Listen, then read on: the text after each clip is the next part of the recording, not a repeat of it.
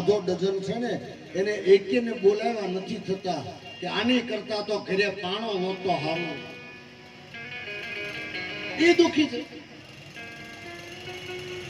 એટલે સાહિત્યકારો કે ને કે એક કચ્છની ભૂમિમાં એક ભિક્ષુ એનો પ્રદેશ છોડી ભીખ માંગવા આવ્યો. પછી ઘરે ઘરે ફર્યો,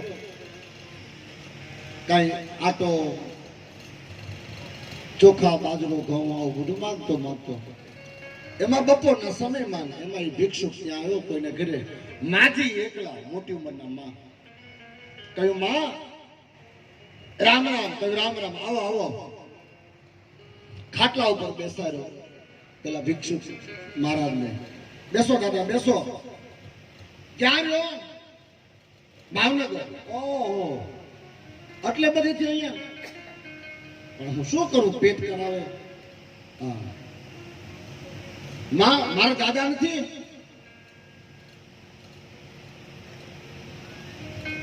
પાંચ વર્ષ ત્યાં વયા ગયા.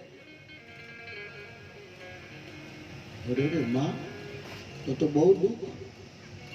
શું કરું, ભગવાન ધાર્યું હોય થાય.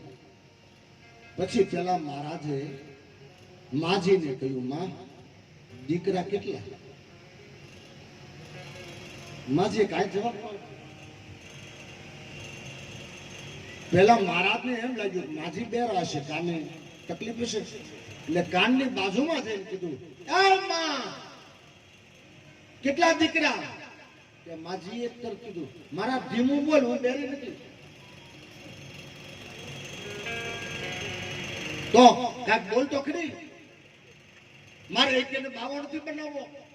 કેટલા દીકરા? પછી પેલી માં ધીમેથી બોલી, એ 4 દીકરા છે.